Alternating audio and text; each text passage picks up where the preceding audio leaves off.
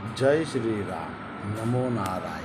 हर हर महादेव। पुरुषोत्तम मास महात्म्य अध्याय 11वां। नारद जी बोले कि सब मुनियों को भी जो दुष्कर कर्म है, ऐसा बड़ा भारी तप जो इस कुमारी ने किया, वह है महामुनि हमसे सुनाइए।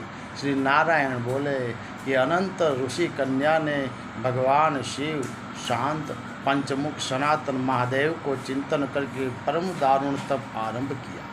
सर्पों का आभूषण पहने देव नंदी भृंगी आदि गणों से सेवित 24 तत्वों और तीनों गुणों से युक्त अष्ट महासिद्धियों तथा प्रकृति और पुरुष से युक्त अर्धचंद्र से सुशोभित मस्तक वाले जटाजुट से विराजित भगवान श्री पितृ उस बाला ने परम तप आरंभ किया।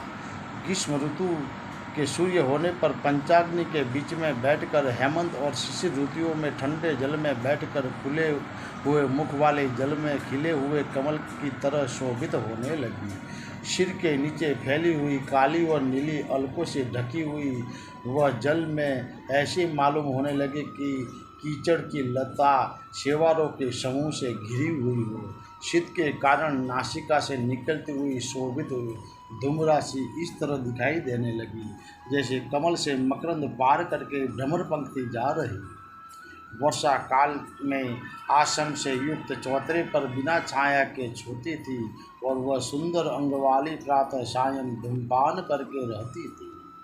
उस कन्या के इस प्रकार के कठिन तप को सुनकर इंद्र बहुत चिंतित हो गए।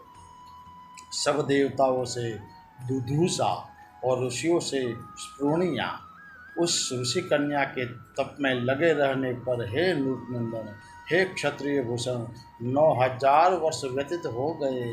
उस बाला के तप से भगवान शंकर ने प्रसन्न होकर उसे अपना इंद्रियातीत निज स्वरूप दिखलाया। भगवान शंकर को देखकर देह में जैसे प्राण आ जाए वैसे सहसा खड़ी हो गई और तप से दुर्बल होने पर भी वह बाला उस समय रुष्ट पुष्ट हो गई। बहुत वायु और धाम से क्लेश पाई हुई वह शंकर को बहुत अच्छी लगी और उस कन्या ने झुककर पार्वती शंकर जी को प्रणाम किया। उन विश्ववंदित भगवान का मानसिक उपचारों से पूजन करके और भक्ति युक्त चित्त से जगत के नाथ की स्तुति करने लगी। कन्या बोली, हे पार्वती बोली, हे प्राणनाथ, हे प्रभु, हे वर्ग, हे भूतज, हे गौर, हे चंद्र, हे सोम सूर्य अग्नि नेत्र, हे तत्, हे तम, हे मेरे आधार मुंडाल स्त्री मालिन, आपको प्रणाम है। अनेक तापों से व्याप्त अंगों में पीड़ा जिसके ऐसा तथा परम घोर संसार रूपी समुद्र में डूबा हुआ दुष्ट सर्पों तथा काल के तीक्ष्ण दांतों से डसा हुआ मनुष्य भी यदि आपकी शरण में आ जाए तो वो भी मुक्त हो जाता है। हे विभु, जिन आपने बाणासुर को अपनाया और मरी हुई अलग राजा की पत्नी को जिलाया, ऐसे आप हे दयानाथ भूतेश चंडी से भव्य भरत राम मृत्युंजय प्राणनाथ, हे दक्ष प्रजापति के मुक्त ध्वंस करने वाले, हे समस्त शत्रुओं के नाशक, हे सदा भक्तों के संसार से छुड़ाने वाले, हे जन्महर्ता, हे प्रथम सृष्टि के कर्ता, हे प्राणनाथ, हे पाप के नाश करने वाले, आपको नमस्कार है। अपने सेवकों की रक्षा कीजिए। हे निरुप, बड़ी भाग्यवती मेघावी की तपस्वी की कन्या इस प्रकार मन से और वाणी से शंकर भगवान की स्तुति करके चुप हो गई। श्री कृष्ण बोले, कन्या द्वारा की हुई स्तुति सुनकर और उसके किए हुए उग्र तप से प्रसन्न मुख कमल सदाशिव कन्या से बोले, हे तपस्विनी, तेरा कल्याण हो। तेरे मन में जो अभिष्ट हो वह वर तू मांग। हे महाभागे, मैं प्रसन्न हूँ, तू खेद मत कर। ऐसा भगवान शंकर का वचन सुनकर वह कुमारी अत्यंत आनंद को प्राप्त हुई और बोली, हे राजन, प्रसन्न हुए सदाशिव से बोली। कन्या बोली कि हे दीनानाथ, हे दयाशिव, यदि आप मेरे ऊपर प्रसन्न हैं तो हे प्रभु, मेरी कामना पूर्ण करने में देर न करें। हे महादेव, मुझको पति दीजिए, पति दीजिए, पति दीजिए, मैं पति चाहती हूँ, पति दीजिए। मैंने हृदय में और कुछ नहीं सोचा है। ऐसे ही भगवान के सामने याचना करने लगी। वह ऋषि कन्या इस प्रकार महादेव से कहकर चुप हो गई। तब यह सुनकर महादेव जी उससे बोले, शिव बोले, हे मुनि कन्या, तूने जैसा अपने मुख से कहा है वैसा ही होगा, क्योंकि तूने 5 बार पति मांगा। अतः हे सुंदरी, तेरे 5 पति होंगे, और वो 5 वीर, सर्वधर्मवेता, सज्जन, सत्य पराक्रमी, यज्ञ करने वाले, अपने गुणों से प्रसिद्ध, सत्य प्रसिद्ध, जितेंद्रिय, तेरा मुख देखने वाले सभी क्षत्रियो गुणवान होंगे।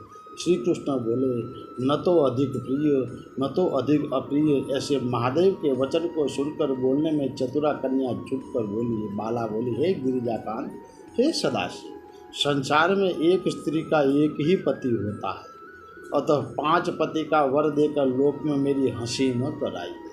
एक स्त्री 5 पति वाली न देखी गई है और न सुनी गई है। हाँ, एक पुरुष की 5 स्त्रियां तो हो सकती है। हे शंभु, हे कृपानिधि, आपकी सेविका में 5 पतियों वाली मैं कैसे हो सकती हूँ? आपको मेरे लिए ऐसा कहना उचित नहीं है। आपकी सेविका होने के कारण जो लज्जा मुझे हो रही है वह आप अपने को ही समझिए। कन्या का यह वचन सुनकर शंकर जी पुनः उससे बोले, शंकर जी बोले, हे भीरू, इस जन्म में तुझे पति सुख नहीं मिलेगा। दूसरे जन्म में जब तू तपोबल से बिना योनि के उत्पन्न होगी तब पति का सुख भोग कर अनंतर परम पद को प्राप्त होगी, क्योंकि मेरी प्रिय मूर्ति दुर्वासा का तूने पहले ही उपमान किया है। हे श्रुति, वह दुर्वासा यदि क्रोध करे तो तीनों भुवनों को जला सकते हैं। तो तूने अभिमानवश ब्रह्म तेज का मर्दन किया है। जिस अधिमास को भगवान कृष्ण ने अपना ऐश्वर्य दे दिया, उस भगवान के प्रिय पुरुषोत्तम मास का व्रत तूने नहीं किया। मैं ब्रह्मा आदि से लेकर सब देवता, नारद आदि से लेकर सब तपस्वी जिसकी आज्ञा सदा मानते चले आए हैं, हे बालिके, उसकी आज्ञा का कौन उल्लंघन करता है? लोक पूजित पुरुषोत्तम मास की दुर्वासा की आज्ञा से तूने पूजा नहीं की है। हे मर्मुदे, हे द्विजात्पदे, इसीलिए तेरे 5 पति होंगे। हे बालिका, पुरुषोत्तम के अनादर करने से अब अन्याय नहीं हो सकता है। जो उस पुरुषोत्तम की निंदा करता है वह रौरव नरक का भागी होता है। पुरुषोत्तम का अपमान करने वाले को विपरीत ही फल होता है। यह बात कभी अन्यथा नहीं हो सकती है। पुरुषोत्तम के जो भक्त हैं वे पुत्र, पौत्र और धन वाले होते हैं, और वे इस लोक को तथा परलोक की सिद्धि को प्राप्त हुए हैं, प्राप्त होंगे और प्राप्त हो रहे हैं। और हम सब देवता लोग भी पुरुषोत्तम मास की सेवा करने वाले हैं। जिस पुरुषोत्तम मास में व्रताधिक से पुरुषोत्तम शीघ्र ही प्रसन्न होते हैं, उस सेवा करने योग्य मास को है। हे सुमध्य, हम लोग कैसे न भजे? उचित और अनुचित विचार की चर्चा करने वाले अतः एवं अनुकरणीय जो मुनि है, उन अति उत्कृष्ट श्रेष्ठ तपस्वी पुरुषों का वचन कैसे मिथ्या हो सकता है? वो तो कहो।